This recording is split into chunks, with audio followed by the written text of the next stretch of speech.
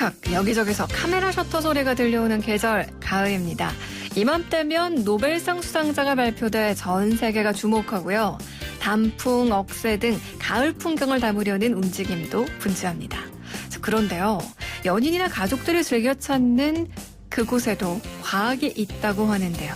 과연 어딜지 무엇일지 궁금하시죠? 매주 화요일 우리가 놓치고 있던 신비한 과학의 세계 YTN 사이언스 이혜리 기자와 함께합니다. 과학을 품은 뉴스. 안녕하세요. 안녕하세요. 네, 2주 만에 또 이렇게 뵙는데 6970 청취자님도 가을을 아직 느끼지도 못했는데 겨울이 온 것 같아요. 이렇게 얘기해 주셨거든요. 많이 쌀쌀해졌어요, 정말. 그렇죠. 네. 이제 이렇게 또 기온이 뚝뚝 떨어지고 쌀쌀해지면 뭔가 더 가을 풍경이 짙어지지 않을까요? 그렇죠. 네. 이 만연한 가을만의 또 매력이 있기는 해요. 요즘 뭐 오프닝에도 얘기해 주셨지만 여행 가고 싶다는 생각이 진짜 많이 들더라고요. 그런 것 같아요. 아직 뭐 단풍이 들진 않았지만 뭔가 요맘때 되면 단풍 구경도 가야 될 것 같고 더 추워지기 전에 뭔가 이런 파란 하늘과 햇살을 느끼려고. 맞아요. 어디 뭐 이혜리 기자는 떠날 계획 없으세요? 마음만은 늘 항상 어디론가 가고 싶고 사실 국내에는 가을만큼 좋은 여행 다니기 좋은 계절은 없는 것 같아서 그쵸. 저도 막 여행지를 알아보고 있는데 생각보다 이렇게 가기가 쉽진 않더라고요. 그래서 요즘 뭐 SNS 같은 거 보면서 많은 분들이 여행 갔다 오신 거 사진 올리시면 그걸 통해서 좀 대리만족하고 있습니다. 맞습니다. 저도 요즘 멀리는 못 가고 주말 이렇게 아니면 당일치기해서 어디 갈 만한 게 없을까 저도 SNS로 많이 보고 있는데 이맘때쯤이면 꼭 올라오는 사진들이 있어요. 핑크뮬리? 네. 라고 하는 그 뭐랄까요, 몽환적인 그렇죠. 분홍색 그 무언가 뭔지 전 솔직히 잘 몰랐어요, 처음에. 네. 그게 가득한 곳에서 이렇게 쏙 들어가서 찍은 사진들인데 색이 정말 예쁘더라고요. 맞아요. 저도 그 사진을 보고 이거 합성 아니야? 처음에는 뭐 이상하다. 좀 이렇게 막 약간 실사 같진 않더라고요. 네. 근데 워낙 이제 인증샷들이 많이 올라오면서 실제로 가보신 분들도 많이 주변에 있고 저도 좀 아직 실제로 보진 못했지만 한번 직접 보고 싶다라는 생각이 많이 들더라고요. 이 오묘한 핑크빛 덕분에 인생샷 건졌다는 분들이 워낙 많아서 네. 한번 저도 가야 될 것 같다는 생각이 들어요. 저도 이제 기사 보다 보니까 전국 뭐 가을 축제들에 이 핑크뮬리가 정말 많다. 뭐 이런 기사들도 있던데. 네. 근데 이 핑크뮬리가 국내 생태계를 교란할 수도 있다? 뭐 이런 얘기도 있던데 이건 네. 또 어떤 얘기인가요? 맞습니다. 우선 말씀하신 대로 언젠가부터 이 핑크뮬리가 많이 보이기 시작을 했는데요. 핑크뮬리는 정식 명칭은 핑크뮬리 그라스로서 그 국내에서 자생하던 식물은 아니고 미국 중서부가 원산지인 외래종입니다. 네. 핑크뮬리가 국내에서 인기를 끌기 시작하면서 군락지가 점점 늘고 있는데요. 외래종인 만큼 우리나라 생태계를 교란시키는 건 아닌지 이런 우려의 목소리가 일부에서 나오고 있는 상황입니다.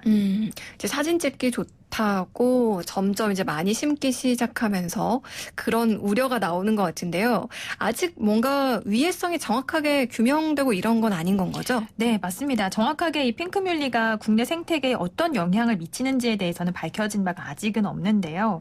이 생태계 교란 생물에 대한 모니터링은 분명히 좀 필요한 부분이 있겠습니다. 이 생태계를 교란하는 동식물이라고 하면 대표적으로 떠오르는 게 있지 않을까요? 뭐 제일 대표적인 게 네. 황소개구리? 그렇죠. 황소개구리. 네. 황소개구리나 뭐 큰잎베스, 뉴트리아 이런 동물들이 대표적인 어떤 생태계 교란종으로 좀 알려져 있는데요. 네. 물론 뭐 외국에서 들어온 종이 모두 다 생태계를 교란하는 이 생태계 교란종으로 지정되는 건 아닙니다. 그런 외래종 가운데서 엄청난 번식 능력으로 아주 환경에 빠르게 적응해서 우리나라 토종 생물들이 설 자리를 뺏어가는 그런 생물들을 생태계 교란종으로 지정을 하고요. 또 마땅한 천적이 없어서 먹이사슬을 모두 독식해버리는 그런 생물들이 이런 생태계 교란종에 포함이 돼 있습니다. 황소개구리 얘기를 들으니까 확 이제 이해가 가는데 사실 뭐 황소개구리 때문에 맹꽁이가 위협받는다 뭐 이런 얘기들은 아마 많이들 들으셨을 거예요. 그러면은 이런 생태계 교란종에 대해서는 철저하게 좀 국내 유입을 막아야 되는 거 아닌가 이런 생각도 들거든요. 네, 맞습니다. 우선 이 생태계 교란종으로 지정된 생물이라면 반입이나 보관, 유통이 금지됩니다. 됩니다. 생태계 교란종 가운데 단순히 귀엽다, 예쁘다 뭐 이런 마음이 든다고 해서 쉽게 뭐 가져와서 심는다거나 자연에 방사하면 안 된다는 건데요. 왜 설마 뭐 나 하나쯤은 괜찮겠지 이런 마음으로 이런 문제를 좀 쉽게 생각하는 분들이 계실 수도 있는데 네. 일례로 우선 생태계 교란종 가운데 붉은 귀 거북의 경우에는 주로 애완용으로 수입이 됐다가 버려지면서 생태계 교란종으로 좀 전락한 사례거든요. 네. 생명을 다룰 때는 그만큼의 책임감도 좀 지녀야 한다는 점 다시 한번 생각을 해봐야 될 것 같습니다. 사실 애완용으로만 키울 때는 생태계 교란시킬 일이 없죠. 그렇죠. 근데 이게 진짜 자연에 방사를 하기 시작을 하면서 또 어떤 교란을 할지 모르는 그런 상황인 건데 네. 요즘은 뭐 외국에서 이런 생물 들여올 수 있는 방법도 더 많아졌고 그만큼 이렇게 생태계 교란종이 나타나기 쉬운 환경이 된 것 같은데요.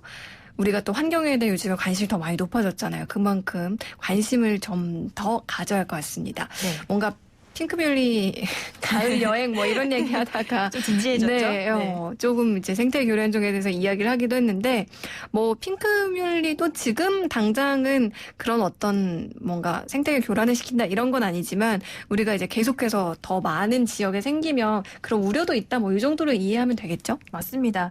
그러니까 어떤 뭐 생물, 생태에 대한 이야기를 할 때 단순히 외관적인 것뿐만이 아니라 이게 정말 자연에 어떤 영향을 미칠지 우리 토종 생물들에게는 어떤 뭐 문제를 혹시 일으킬 수 있는 건 아닌지 이런 여러 가지 측면을 또 고려해야 할 필요성이 있다라는 거죠. 네.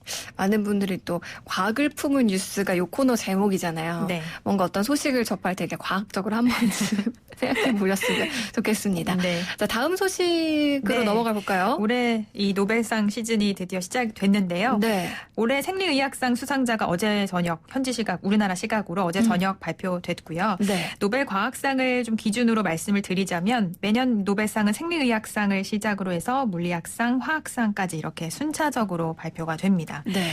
과학 기자인 저에게는 이 매년 다가오는 노벨상이 좀 중요한 행사 가운데 하나인데요. 그렇겠네요. 그렇죠. 세계적으로 어떤 연구가 좀 주목을 받고 있는지도 알 수 있고 그 흐름을 좀 파악할 수 있는 중요한 어떤 이종표 같은 행사인데 이가 더불어서 사실 한편으로는 조금 씁쓸해지기도 해요. 매년 이맘때 되면 가을바람도 좀 서늘하게 불고 노벨상이 항상 발표되고 난 이후에 한국에서 과연 수상자가 언제쯤 나올까 이런 질문이 늘 이렇게 뒤따르기 때문인데요. 네. 그래서 좀 약간 씁쓸한 마음이 항상 이맘때 드는 것 같아요. 그래서 우리 또 이혜리 기자가 가을 더 타는 게 아닌가. 어디 놀러 가고 싶은데 마음이 한켠에 이제 불편한 게 아닌가. 맞아요. 맞습니다. 네, 노벨상 참 그런 여러 가지 의미가 담겨 있는 상인데 시작은 일단 노벨상은 1901년에 시작됐어요. 지난해까지 노벨 과학상 수상자 607명이 배출됐고요. 네. 이 가운데 물리학상은 210명, 화학상은 181명, 생리의학상은 올해 발표된 수상자 3명이었거든요. 네. 3명이 포함돼서 219명이 되겠습니다. 그렇다면 가장 상을 많이 받은 나라 어디일까요? 뭐 아무래도 좀 큰 나라 선진국 뭐 미국 아닐까요? 맞아요. 네, 가장 많은 노벨상 수상자를 배출한 나라 1위는 미국이고요. 네. 2위 영국, 3위 독일, 그리고 4위 프랑스, 5위 일본 순입니다. 네. 비율로 따져보면 전체의 43%를 차지하고 있는 미국이 좀 압도적이라고 볼 수 있습니다. 최근에 수상 흐름을 보더라도 심지어 어제 발표된 생리의학상 수상자 3명 가운데 2명이 미국인이었거든요. 이런 국가 순위는 좀 굳어진 것으로 볼 수 있을 것 같습니다. 아니 저희가 지난번에 화성에 이제 이동훈 기자랑 네. 이름을 화성에 보낼 수 있는 티켓이 나왔다 이런 얘기할 때는 그래도 우리나라가 그 순위권 안에 좀 들어서 네. 기분이 좀 좋았었는데 네. 이 노벨상 수상자 배출 국가 순위에는 사실 우리가 없는 거잖아요. 그렇죠. 아직. 없죠. 네. 근데 이 국가 순위가 굳어진 것 같다고 하니까 조금 씁쓸하네요. 그렇죠. 이게 사실 단기간에 뭔가 해서 이렇게 성과가 나올 수 있는 상이 아니다 보니까 아무래도 전통적인 선진국에서 상을 많이 받아왔는데요. 그래도 언젠간 우리나라도 이름을 올릴 날이 오겠죠. 저는 좀 그때까지 인내심을 갖고 기다려볼 겁니다. 그때 이제 나오면 이제 이혜리 기자가 가서 할머니가 인터뷰하고 할머니가 되면 안 되는데. 그 전에 나오겠죠. 네, 뭐 기대를 해볼게요. 네. 국가 순위로 좀 보면 이런 편중 현상이 나타나고요. 네. 사실 성별로 수상자를 나눠보면 그 현상이 더 심해지는데요. 노벨 과학상 수상자 전체의 97%는 남성입니다. 여성은 전체 20명으로 3명에 불과한데요.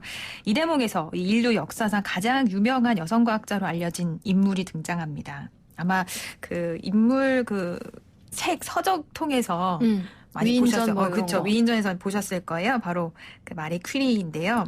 퀴리 부인이라고 많이 퀴리 알고 부인. 있죠. 네. 그렇죠. 마리 퀴리는 1903년에 노벨 물리학상을 받았고요. 1911년에는 노벨 화학상을 수상하면서 노벨상을 2차례나 받은 과학자에도 이름을 올렸습니다. 네. 마리 퀴리처럼 노벨상을 2차례 받은 사람은 전체 4명 정도 됩니다. 4명입니다. 정말 대단하네요. 사실 어릴 때 위인전에서 지금 아까 얘기한 것처럼 이렇게 봤던 인물인데 여성 과학사에 있어서도 이렇게 중요한 분이셨다는 걸 다시 한번 또 깨닫게 됩니다. 아니 근데 3% 생각보다 이 여성 수상자 비율이 정말 적은데요? 네, 그렇죠. 여성 수상자는 과거보다는 그래도 최근 들어 좀 늘고 있는 추세입니다. 2000년 이전까지 여성 수상자는 11명이었는데 2000년에서 2018년 사이에 9명의 노벨 과학상 수상자가 여성 수상자가 등장했거든요. 네.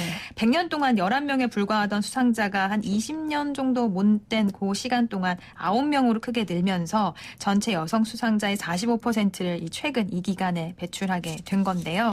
이런 추세를 바탕으로 앞으로 좀 여성 과학자의 수상 소식은 더 자주 들려오지 않을까 기대해봐도 좋을 것 같습니다. 네. 아니 노벨 수상자 이렇게 발표될 때마다 어느 연구 분야로 이런 상을 받았다 얘기를 들을 때마다 사실 그 분야를 저희가 전문 분야가 아니니까 그냥 그런가 보다 어느 나라 사람인가 보다 하고 그렇죠. 넘어가는데 네. 이렇게 또 통계로 또 살펴보니까 조금 색다르게 다가오기도 합니다. 앞으로도 더 많은 여성 수상자가 나왔으면 좋겠다 이런 생각도 들고요. 네. 근데 이 최근까지 노벨상 흐름을 분석했을 때 나타나는 또 다른 특징들이 있다고요? 네, 바로 공동 수상이 늘고 있다라는 겁니다. 최근 수상 내역을 보면 3명이 공동으로 수상하는 사례가 일반화되고 있다는 점을 좀 확인할 수 있는데요. 최근 10년 동안 90%가 공동 수상이었고요. 네. 이 가운데 3인 이상 공동 수상한 비율이 70%에 달합니다. 참고로 노벨상은 원칙적으로 이 한 분야에서 최대 3인까지의 공동 수상을 허용하고 있습니다. 네. 또 한 가지 두드러지는 점이 바로 이제 수상자의 고령화인데요. 여기서도 고령화가 나오네요. 네. 지난해 이제 한국연구재단에서 발간한 보고서를 보면 전체 기간 노벨상 수상자의 평균 연령은 57살에 도달하는 것으로 나타났습니다. 네. 20세기 수상자들은 평균적으로 한 30대의 수상 주제에 대해서 연구를 시작했고요. 40대에는 연구를 완성하고 50대에 비로소 연구 결과에 대해서 주목받게 된다라는 건데요. 핵심적인 논문이 나오기까지는 평균 17.1년이 걸렸고요. 핵심 논문이 나오고 난 이후 수상까지 평균 14.1년이 소요되면서 노벨상을 받기까지 모두 31.2년이 걸리는 것으로 확인됐습니다.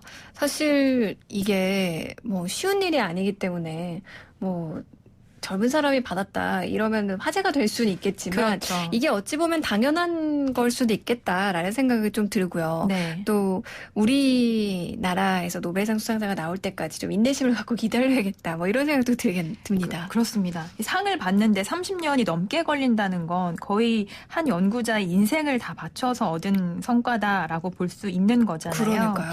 소위 한우물 파는 연구 이렇게 이야기를 하곤 했는데 우리 과학계에도 좀 이렇게 오랜 시간 동안 한 분야에서 집중해서 연구를 할 수 있는 이런 풍토가 자리 잡았으면 좋겠습니다. 특히나 좀 젊은 연구자에 대한 지원, 또 실패를 두려워하지 않는 창의적인 연구, 그리고 기초 연구에 대한 장기적인 이런 투자가 다시 한번 좀 필요한 것이 아닌가 상기할 수 있는 부분인 것 같습니다. 네. 이렇게 좀 분석과 함께 이런 것들이 필요하다. 이렇게 좀 뭐라고 할까요? 지적이 아니라 집중적으로 분석을 해주시니까 네. 오늘따라 왠지 더 멋있어 보이는데요, 예리 기자?